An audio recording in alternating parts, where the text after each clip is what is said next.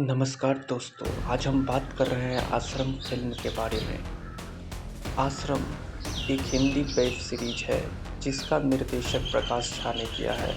यह सीरीज मुख्य रूप से धार्मिक आस्थाओं, सत्ता की राजनीति और पाखंड के संघर्ष को दर्शाती है। इसमें बबीता, कुंदन और बाबा निराला जैसे पात्रों के माध्यम से समाज में व्याप्त भ्रष्टाचार और पाखंड को उजागर किया गया है। आश्रम एक ऐसे बाबा के इर्द-गिर्द घूमती है जो अपने अनुयायियों के साथ धोखाधड़ी करता है और अपनी सत्ता के लिए किसी भी हद तक जा सकता है। सीरीज की शुरुआत बाबा निराला बॉबी देओल से होती है, जो एक धार्मिक नेता हैं और अपने आश्रम में हजारों अनुयायियों का मार्गदर्शन करता है। वह एक शक्तिशाली और प्रभावशाली व्यक्ति के रूप में उभरता है, जिसने लोगों के दिलों में विश्वास और श्रद्धा बना रखी है। बाबा निराला का आश्रम एक बड़ा और शानदार स्थान है, जहां विभिन्न लोग आत्मिक शांति की खोज में आते हैं। बाबा निराला का यह चित्रण पहले तो बहुत ही सकारात्मक और धार्मिक दिखाता है, लेकिन धीरे धीरे इसका असली रूप सामने आता है।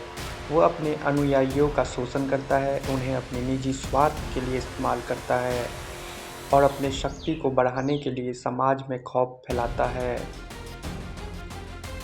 बाबा निराला के किरदार में बॉबी देओल ने अपने अभिनय में एक ऐसी पाखंडी धार्मिक नेता को जीवंत किया है जो जनता के सामने एक आदर्श संत के रूप में प्रस्तुत होता है, लेकिन उसके भीतर की सच्चाई उसकी कुकर्मों को उजागर करता है।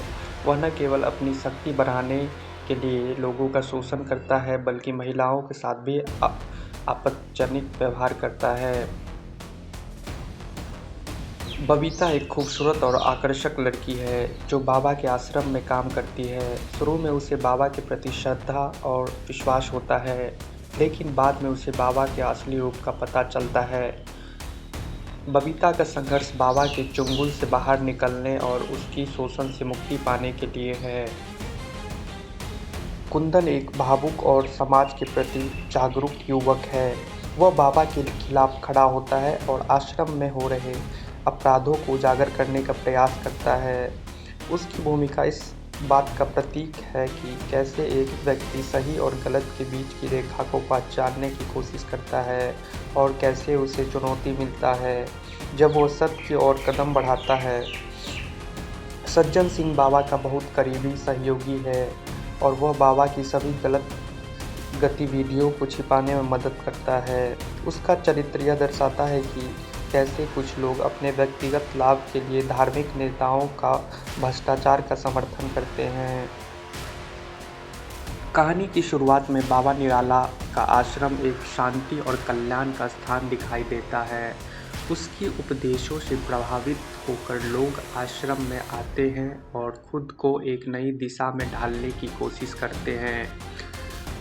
बाबा निराला के अनुयायी उसे भगवान का रूप मानते हैं, उसकी बातों को पत्थर की लकीर मानते हैं, लेकिन जैसे जैसे कहानी आगे बढ़ती है दर्शकों को पता चलता है कि बाबा निराला का असली रूप बहुत काला और घातक है।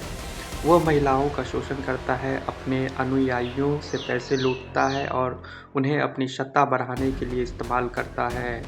बाबा के कुकर्मों को एक के बाद एक खुलासा होता है, उसकी पोल खुलने लगती है। बबीता जो पहले बाबा के प्रति श्रद्धालु थी, अब उसकी वास्तविकता को जानने के बाद उसके खिलाफ आवाज़ उठाती है।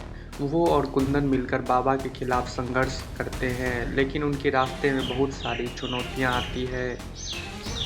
बाबा की सत्ता इतनी मजबूत होती है कि वह अपने खिलाफ उठने वाली किसी भी आवाज़ को दबा देता है। कहानी का ट्विस्ट, जैसे जैसे कहानी आगे बढ़ती है, कुंदन और बबीता के प्रयासों के बावजूद बाबा निराला की ताकत और प्रभाव बढ़ता जाता है।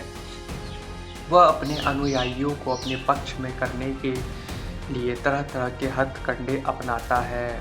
फिर एक दिन कुंदन और बबीता को पता चलता है कि बाबा निराला सिर्फ अपने लिए नहीं बल्कि समाज के हर वर्ग के लोगों के खिलाफ एक बड़ी साजिश रच रहा है। कुंदन और बबीता ने तय किया है कि अब वो चुप नहीं बैठेंगे। उन्होंने बाबा के खिलाफ सबूत इकट्ठा करने का फैसला किया। लेकिन यह आसान काम नहीं था, क्योंकि बाबा की ताकत और उसका प्रभाव सरकारी अधिकारियों से लेकर मीडिया तक हर जगह फैला हुआ था। कहानी का समापन एक बड़े संघर्ष और खुलासे के साथ होता है।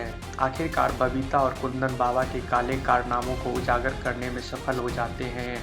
वे अपने दम पर बाबा के खिलाफ न्याय की लड़ाई जीतने में सफल होते हैं और बाबा की सारी ताकत खत्म हो जाती है। हालांकि इस जीत के बावजूद कहानी यह दर्शाती है कि धार्मिक आस्थाओं का गलत इस्तेमाल कैसे समाज को नुकसान पहुंचा सकता है। आश्रम के भीतर उसके बाहर के लोग जिन्होंने बाबा के धोखाधड़ी से बर्बाद हुए थे, अंत में न्याय की उम्मीद पाते हैं, लेकिन उनकी सच्ची लड़ाई समाज में बदलाव लाने की है। आश्रम एक ऐसी फिल्म है जो सिर्फ एक धार्मिक नेता के कुकर्मों का पर्दाफाश नहीं करती, बल्कि यह समाज में फैली धार्मिक पाखंडिता और सत्ता की राजनीति पर भी गहरी टिप्पणी करती है। यह फिल्म यह दर्शाती है कि अगर हम अपने धर्म और विश्वास का गलत इस्तेमाल करते हैं तो उसका परिणाम समाज और व्यक्ति दोनों के लिए भयावह हो सकता है। बाबा निराला काशीपुर वाले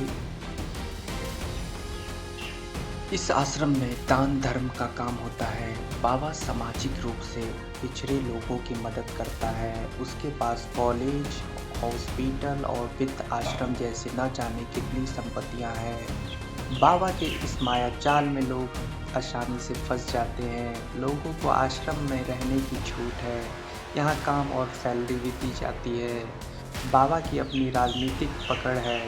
सत्ताधारी पार्टी और विपक्ष पार्टी दोनों ही अपने लाभ के लिए मत्था टेकती है। बाबा के आश्रम का प्रबंध देखते हैं भूपेंद्र सिंह यानी भोपा कि बाबा दूसरा पहलू है। भोपा सब कुछ मैनेज करता है, कैसे कैसे निपटना है। इस बीच एक हाई प्रोफाइल प्रोजेक्ट में काम के दौरान एक कंकाल मिलता है। इस कंकाल की जांच करने के लिए इंस्पेक्टर उजागर सिंह ड्यूटी लगाई जाती है। इसके बाद उजागर धीरे धीरे उन कड़ियों तक पहुंचता है जो हत्या को सीधे बाबा से जोड़ती है। क्या बाबा पुलिस के चुंगल में आते हैं, या यह जानने के लिए आपको वेब सीरीज देखनी होगी। बॉबी देओल की हिट सीरीज आश्रम के चौथे सीजन का दर्शकों को बेसब्री से इंतजार है। इस वेब शो ने अब तक अपने तीनों सीजन में दर्शकों को खूब दीवाना बनाया है और इसी ने बॉबी देओल को एक बेहद शानदार कमबैक भी दिया। इस सीरीज में एक्टर ने बाबा निराला का किरदार एक खूबी निभाया कि वो उनकी नई पहचान बन गई है। इससे पहले इस शो की 3 सीजन आ चुकी है और अब फाइनली इसके चौथे सीजन को लेकर ताज़ा अपडेट है। आश्रम के चौथे सीजन को लेकर दर्शकों को पूरी उम्मीद थी कि ये उन्हें साल 2023 में देखने को मिल जाएगी। हालांकि ऐसा हुआ नहीं और अब लेटेस्ट रिपोर्ट के मुताबिक इस साल फैंस अपने इस पसंदीदा शो को देख सकेंगे। कहा जा रहा है कि बॉबी देओल एक बार फिर से बाबा निराला के तौर पर OTT पर छा जाने के लिए बिल्कुल तैयार हैं। रिपोर्ट्स में बताया जा रहा है कि आश्रम 4 इसी साल के अंत में यानी दिसंबर में रिलीज होने जा रही है।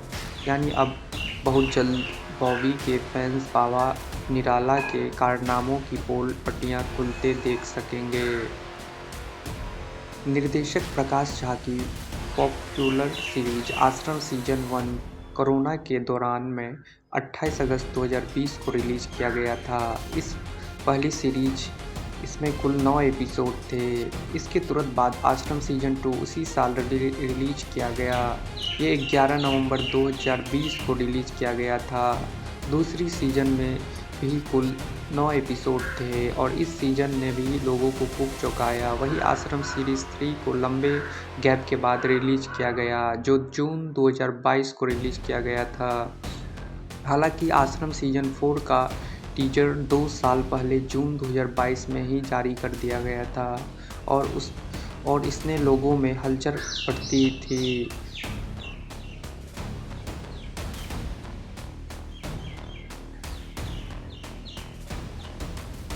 एक आदमी ने ट्रेलर शेयर करते हुए लिखा था कि बाबा अंतर्यामी हैं। वे आपके मन की बातें जानते हैं। इसलिए आसाराम 3 एपिसोड के साथ आसाराम 4 की एक झलक भी साथ लाए हैं। कहा जा रहा है कि आश्रम 4 इसी साल से स्ट्रीम होगा, जिसके साल के आखिरी महीने में रिलीज की उम्मीद है। हालांकि आश्रम 4 के रिलीज डेट को लेकर अभी मेकर्स की ओर से कुछ भी ऑफिशियल नहीं किया गया है। आश्रम 4 के टीजर से बाबा निराला कहते नजर आ रहे हैं कि भगवान है, हमने तुम्हारे कानों के ऊपर स्वर्ग बनाया है, आपका भगवान को कैसे गिरफ्तार कर सकते हैं। यहाँ ये भी बता दें कि पहले और दूसरे सीजन की पहलवान पम्मी आश्रम में वापस कर रही है। इस बार पम्मी को दुल्हन के रूप में नजर आएंगी। अगली सीरीज को लेकर अंदाजा किया जा रहा है कि बाबा निराला कानूनी शिकंजे में फंसने जा रहे हैं। हो सकता है कि इस सीजन में उनकी गिरफ्तारी हो जाए। आश्रम की कहानी उसी अंधेरी दुनिया से शुरू होती है जहां पिछले सीजन में खत्म हुई थी। अपनी वासना की तीर से साथियों का शिकार करने और ड्रग्स वाले लड्डुओं से युवाओं को बीमार भक्त बनाने में बाबा रहम नहीं करता। हालांकि इस बार कथा केंद्र में वे राजनेता हैं जो उसके फंदे में फंसकर छटपटाते हैं। प्रकाश झा बताते हैं कि राजनीति के कर्णधार और धर्म के ठेकेदार कैसे एक दूसरे पर निर्भर हैं। राजनीति धर्म से अपने उद्धार की उम्मीद करता है और इसके ठेकेदार बाबा की फाइलें भी तैयार करती है। दोनों एक दूसरे को दांव देने में लगे रहते हैं मगर अपने पत्ते अंतिम क्षणों तक नहीं खोलते। प्रकाश झा ने आश्रम 2 की कहानी में राजनीतिक पक्ष को उभरते हुए ये भी साफ कर दिया कि बाबा की बात अभी खत्म नहीं हुई। सीजन 3 का इंतजार कीजिए क्योंकि अभी यह पता नहीं कि बाबा निराला सिंह का छोटा मोटा अपराधी मोटी के रूप में क्या अतीत है। आश्रम किसी ईश्वरनाथ की जमीन पर बना है जिसे पुलिस अधिकारी उजागर सिंह दर्शन सिंह ने ढूंढ निकाला है। भूमाफिया से मुख्यमंत्री सुंदरलाल की साठगांठ और कई हत्याओं के राज अभी अनसुलझे हैं। उधर पम्मी पहलवान को बाबा के राज पता चल गया और वो बदला लेना चाहती है। पम्मी की भाभी बबीता के किरदारों में उतार चढ़ाव की गुंजाइश बाकी है। इन सब बातों को तभी जाना जा सकेगा जब सीजन 3 आएगा। आसाराम 2 की कहानी का मुख्य स्वर यही है कि राज्य की सत्ता की चाबी बाबा निराला के पास है। वो चाहे तो सुंदरलाल को फिर मुख्यमंत्री बनवा सकता है या उसके युवा प्रतिद्वंदी हुकुम चंद को बाबा की शातिर सोच के नागपास में बंधे। दोनों बार बार उसके पास माथा टेकने जाते हैं। बाबा निराला के भक्तों की संख्या लगातार बढ़ती जा रही है। पॉप सिंगर टीका सिंह के कंसर्ट में युवाओं की भीड़ बढ़ रही है और उन्हें मिल रहे सत्संग के नशीले लड्डू वोट में बदले जा सकते हैं। इस सीजन में बबीता का रोल बढ़ा है मगर उसके किरदार की कहानी को विस्तार नहीं मिला।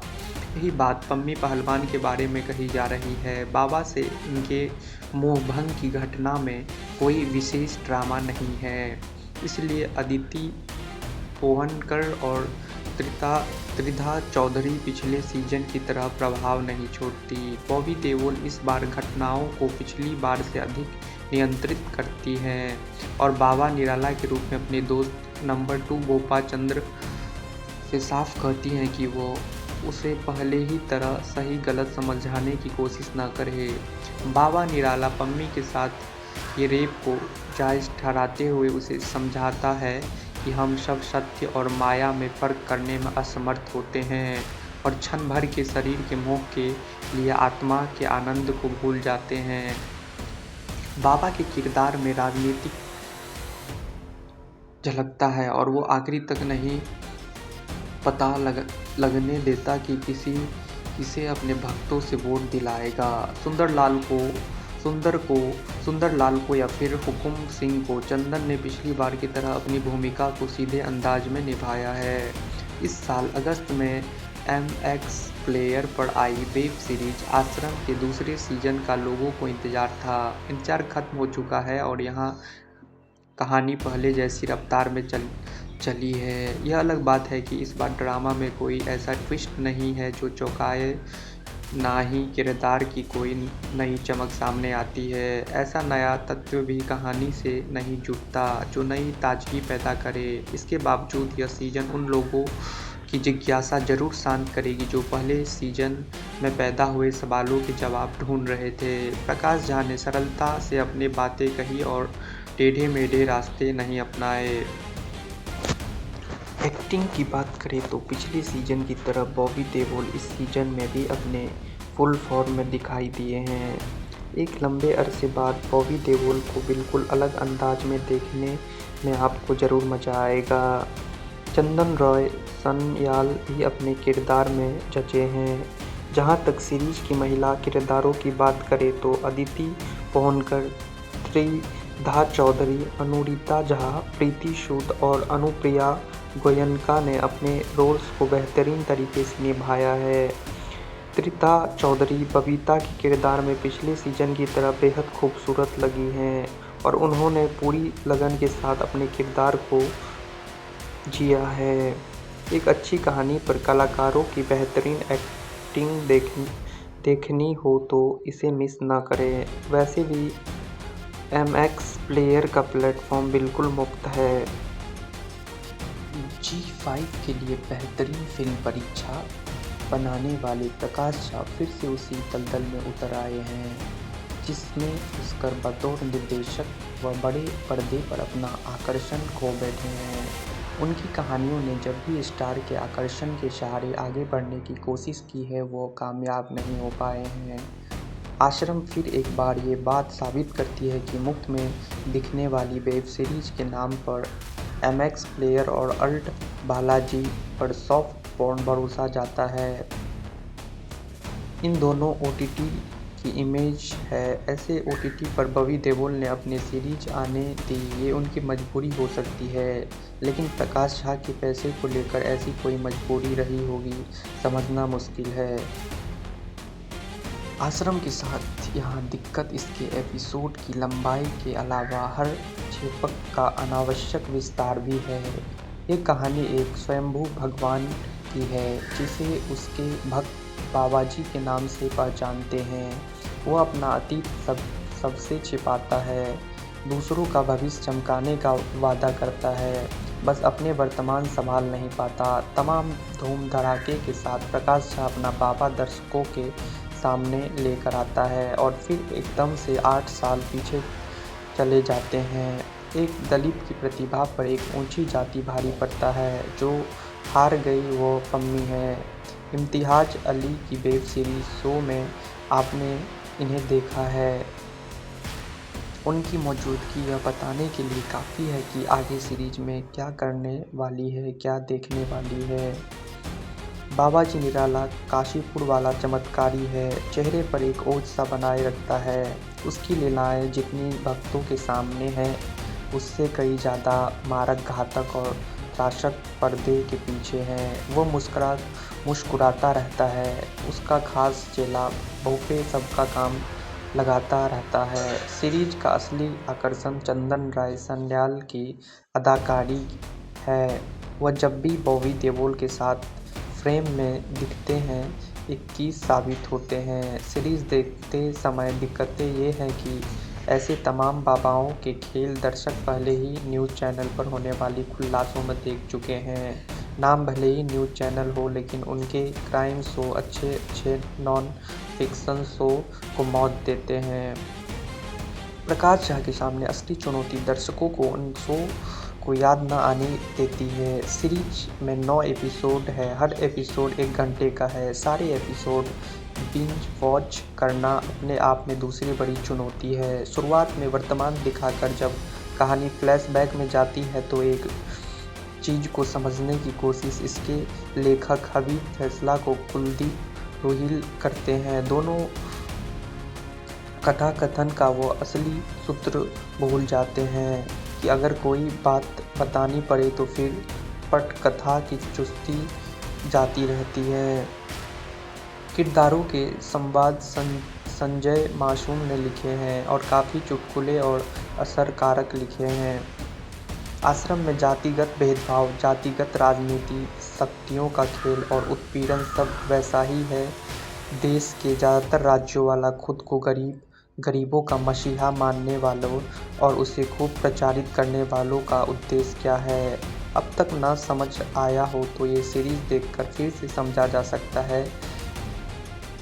बस पम्मी और उसके भाई का हृदय परिवर्तन किस वजह से हुआ ये बताने में सीरीज चूक जाती है। सीरीज की कहानी जैसे जैसे खुलता है इसके किरदार खिलने लगते हैं।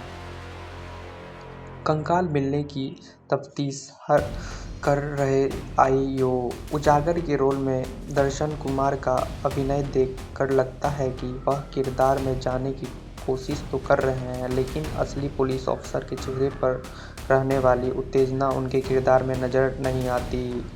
राजीव कोचर को भी पुलिस की कार्यप्रणाली की वर्कशॉप देनी ज़रूरत दिखती है। पोस्टमार्टम करने वाली डॉक्टर का किरदार कर रही अनुप्रिया गोयनका को ये भी नहीं पता कि सिर पर हरी कैप और नाक मुंह पर हरा मास्क लगा लेने से ही कोई डॉक्टर नहीं दिखने लगता। उसे शर्ट की सारी बटन भी बंद रखनी होती है। राजीव सिद्धार्थ जरूर किस्तों में प्रभावित करते करते छोटी छोटी किरदारों में जिन लोगों के असर छोड़ा वो है सचिन श्रॉफ और त्रिधा चौधरी। आश्रम हड़बड़ी में बनी एक वेब सीरीज है जिसका संपादन करके इसका हर एपिसोड कम से कम 15 मिनट कम किया जा सकता है। इसमें कहानी भी चुस्त होगी और दर्शकों का समय भी बचेगा। शुक्रवार को ही रिलीज हो रही सड़क 2 में भी एक बाबा की कहानी है। हिंदी सिनेमा को वैसे भी बाबाओं से बड़ा प्यार रहा है, बस हर बाबा दूसरे के कान काटने के चक्कर में अपना बाबात्व भूल जाता है। मनोज कुमार की फिल्म सन्यासी से लेकर नेटफ्लिक्स की सीरीज वाइल्ड कंट्री तक भक्ति, इन सब पाखंडी घाटों पर दर्शक तमाम बार भ्रमित हो चुके हैं। लेकिन अब ज़माना मोबाइल का है और कमज़ोर कंटेंट से ध्यान हटते यहाँ ज़्यादा वक्त नहीं लगता। अगर इरादा इसके सीज़न 2 का है तो MX प्लेयर की क्रिएटिव टीम को लंगोट थोड़ा कसना होगा और खुद अखाड़े में उतरना होगा। आश्रम सीजन 4 के टीजर में कहानी को लेकर एक बड़ी हिंट मिला है। 1 मिनट के टीजर में दिखाया है कि पहले और दूसरे सीजन की पहलवान पम्मी आश्रम में वापस कर रही है। इस सीजन पम्मी दुल्हन बनेगी। वहीं इस सीजन फैंस का इंतजार खत्म होगा। बाबा निराला का पर्दाफाश हो सकता है और वह शायद गिरफ्तार भी हो जाए। दरअसल टीजर की शुरुआत में ही बाबा निराला कहते हैं कि भगवान हम हैं, तुम्हारे कानों के ऊपर स्वर्ग बनाया है, मैंने भगवान को कैसे अरेस्ट कर सकते हो। टीजर में त्रिधा चौधरी की भी झलक देखने को मिल रही है। आश्रम का चौथा सीजन अगले साल यानी 2023 में रिलीज होने वाली है। वहीं दूसरे सीजन में बाबा निराला में